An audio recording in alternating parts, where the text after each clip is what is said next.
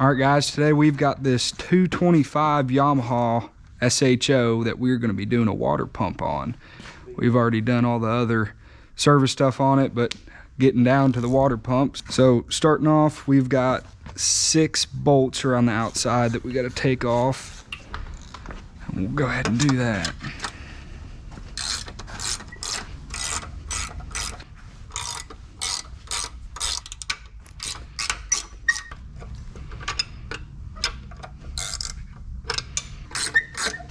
So these are 14mm bolts, 2 nuts right here, 2 bolts in the back.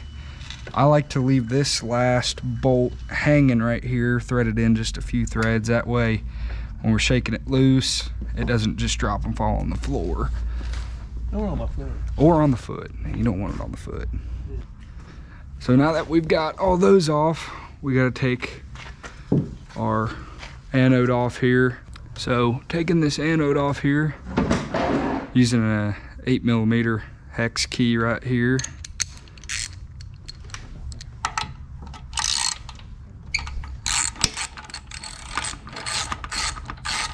And up in there we have got a 14mm that we need to take out. These bolts in here are a little bit more stubborn, so I like to get a bigger breaker bar. They seem to come out fine. So now that we have all our bolts out, sometimes you can shake these things and they'll separate just like that. I've had to kick it before, kind of break it loose. I've had to use screwdrivers, pry bars, kind of pry it down in there. But typically without any corrosion, they're not super hard to get off. But that's why I leave this bolt in right here, because now it's resting on that and it didn't just drop all the way down. I like to kind of wrap it and put it on my arm here, and we'll get this bolt off the rest of the way. So now I've got this bolt out, set it on the ground, get repositioned here, just walk this thing out. I'm gonna take it over to our stand. Gotta slide it in here. And you can adjust this stand here. I've seen people put it in between 2 pieces of wood, kind of lay it down on the ground. However you got to do it. This right here makes it easy. So first things we're going to do is we're going to take off our 4 housing bolts here. These are 12mm. And I like to lay everything out in the order I took it off from. And all of these bolts here are all the same size, so it doesn't matter where they go back.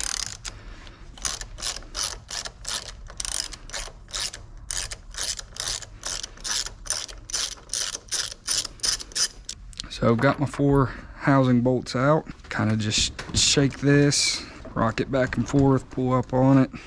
Sometimes if you twist it a little bit, it'll pop up here. So when you take this off, sometimes this housing right here will pop out of the plastic housing. There's an O-ring right underneath that top hole right there. There's a little tiny one, so keep that in mind. Then it's the housing, and then there's this outer O-ring here. But these seem to stay on. The kits come with a new metal housing, the new O-ring underneath there, and the new big O-ring here. This guy is not getting a full kit, so we're just going to do our water pump right here. So getting these off can sometimes be a little bit tricky.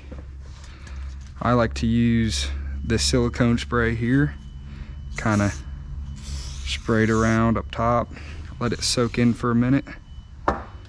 That makes it a little bit easier to get off. So now's a good time to check your plate for wear. This one doesn't have a whole lot. It's pretty smooth. There's no divots or nothing. So getting this water pump off, I like to use something to pry with, like this chisel right here. Kind of get under here, and just pry up, and it'll pop off like that and kind of just follow it up. Now when you do this, sometimes this key will fall out. Typically on these Yamahas, these don't, because they're wedged in there pretty good. And getting those out can be a pain if you need to change it. There's our water pump right there. So like I said, I'm just laying everything out the order I pull it off in. Like I said, since we're not doing a whole kit, this is as far as down as I'm going. But if I run into something where I do a kit, I'll make a video on it. But getting down to these plates and stuff, you take off these 3 bolts, which are 12mm, pull this plastic housing off, and then these plates will lift up, and there's a gasket under there too, and you replace those. Just watch where you it can really typically only go on one way. You've got these studs that help kind of line it up. So if you've got it upside down, backwards, or whatever, it won't line up on all the mounting holes and stuff. So it'll only go on one way. Now that I've got the impeller off, I like to kind of clean everything up, make sure everything else looks good. I like to kind of clean up this drive shaft here, take a Scotch-Brite and scrub it down. Give it one good wipe down. Clean off the splines up here. Now up here there's a hole in the top of the drive shaft.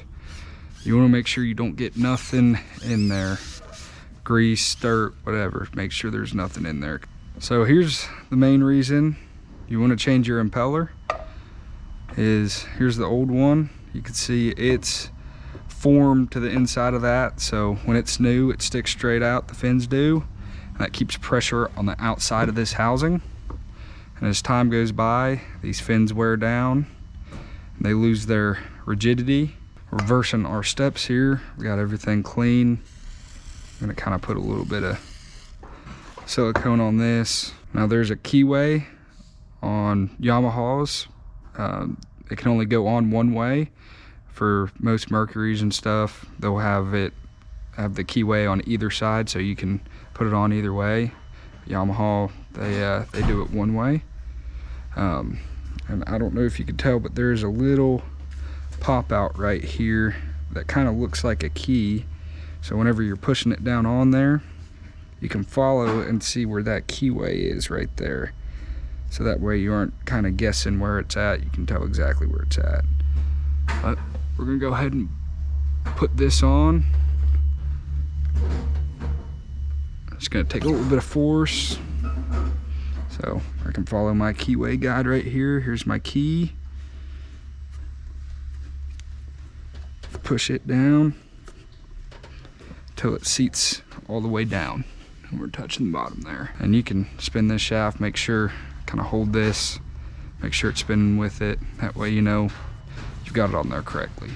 Now, putting our housing on, I like to run a little tiny bit of grease just to kind of hold this O-ring in, keeps it in there. I grease up this housing right here. There's a big debate on whether you use grease or use soap. You can use both. I use grease, I've used soap. It doesn't matter because it's gonna get washed out the first time you start it. So now I'm gonna put it on exactly the way I took it off. I know my water output was back towards the back side of the motor. Just slide this on. You can use these studs to kind of tell you where you're gonna go. Like I said, this will only go on one way. If I try to put it on that way, we're gonna hit on that. So just spin it. Now I know I'm clear all the way around. The water pump plate right here, if you follow the edge of that, those edges will line up. So now what I do is I grab it up here on the splines, and I want to turn this drive shaft clockwise while pushing down and turning counterclockwise on the housing. So shaft clockwise, housing counterclockwise. And then you just pop it down onto there. And you'll know it's on there because it's flush all the way around. I've got it on my studs there, and it's down in there. You can kind of give it a few turns there, and it's good to go. Now that we've got the housing on, going to put our bolts back in. Like I said, these are all the same size. Doesn't matter which spot they go in. They've got these little tabs that line up in the housing here. 12 millimeter. Just run these down. I like to get all of them ran down first before I tighten up. Switch to this other side, pull it down evenly. Don't want to go too overboard, but just snug them up.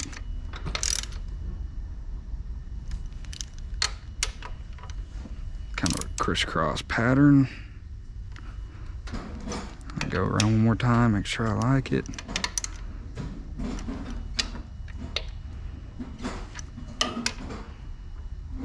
Last step, had to get grease. Grease up all of our splines. Careful not to get any up in that top hole in there. Come down here, get our gear splines. I like to put a little bit in here for installation. Do a little bit around this. So now we're gonna go install it, which is the fun part.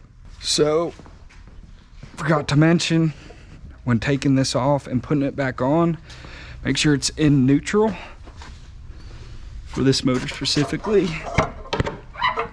So line up our drive shaft hole, put it in. Now we need to spline our drive shaft. And what he's doing up there, we like to turn the flywheel while putting pressure up on this. So down here, you gotta be careful of this gear shifter. So there's a lot that has to happen here. Back in here is the gear selector shaft. We need it to line up with the shaft there. We need to line up the drive shaft splines. And all these studs need to line up. Nope, I think, nope, I missed.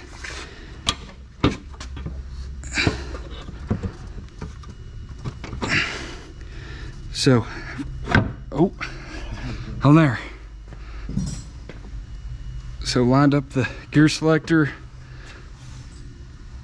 got the drive shaft lined up. He's putting on a nut right now. He's ratcheting it down. He's got me. Look at that. So we're back on. When you get all this lined up, and you're putting this nut on, if that nut starts tightening up and it gets to be too tight, don't force anything. But right now we're gonna check gears. So we're in neutral, and we stayed in neutral. There's neutral, and there's reverse, and there's neutral. So that's how you check your gears right there. You just shift it in and out of gear up at the front. But biggest thing is getting this drive shaft splined, the shifter shaft splined, and getting all these studs in the right spot at the same time.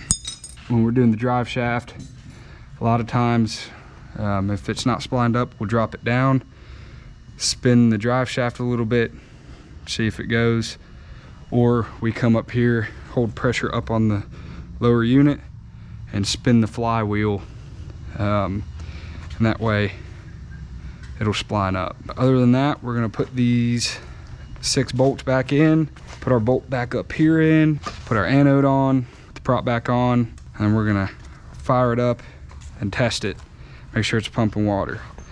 But the one thing about these motors is you cannot make them pee water on the hose at all. They won't do it. We've tried everything, it won't happen. So the best way to test it out is to back it in the water, or if you got a test tank, put it in the test tank, start it up. So bolt back here, another nut with a washer. It goes right here. Got this bolt, which goes back up in here, and this bolt, which goes up in there. This bolt that goes under this anode And the ones in the back here are the same size. It doesn't matter which one you put in where.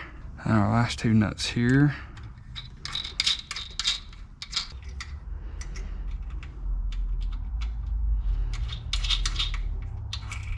Go back around and tighten these up. I like to just run these up till they bottom out.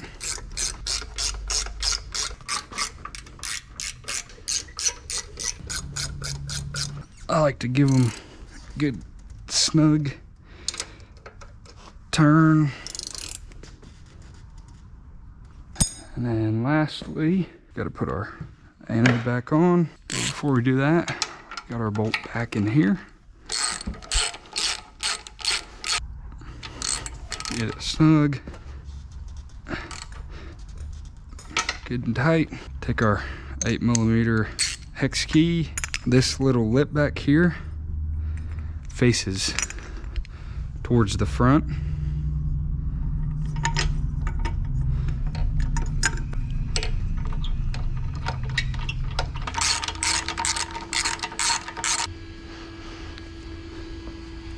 Tighten that back up. And there.